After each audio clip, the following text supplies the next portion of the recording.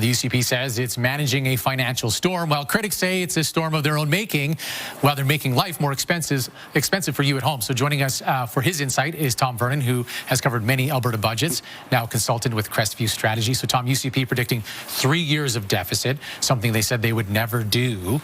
What do you take away from that? Yeah, I remember when they announced that legislation, saying we're going to put this balanced budget legislation in place, and the analysis around it was always, this is always a nice political stunt, but it's something that's easily revocable when the resource revenues go down, and they ultimately have to run deficits. I think that's what we're seeing here again, is we're still on this royalty roller coaster. The resource royalty revenues have gone down, and they haven't a plan to make those revenues up. So I don't think they'll pay a political price for this law and breaking that rule and whatever, they'll repeal it.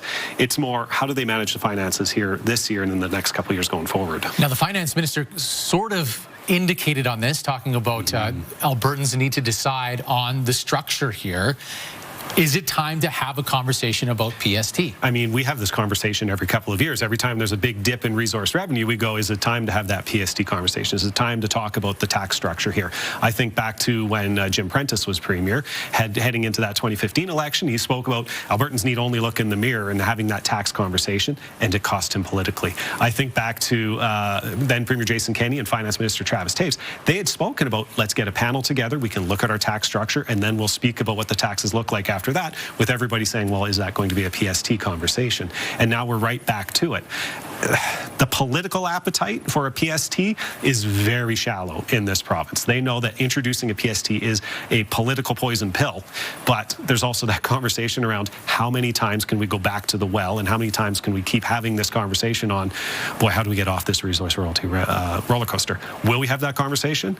I'll believe it when I see it. Okay. Now, they are spending in healthcare and in education, which many were demanding that they do. Is this going to score them some points with people? Well, score them some points with people, maybe. Will it quiet down their critics a little bit more as they try to have other conversations in the legislature and have other conversations in the public? So the proof will be in the pudding on how is this education funding rolled out? How is this new corporation in healthcare going to make things run better in hospitals? We hear a lot of nightmare stories happening in our hospitals, happening in our healthcare facilities. So, you know, the funding's nice. It's a good headline story for them right now, but the proof will be in the pudding come September when the new school year starts. And are we still seeing big classroom sizes?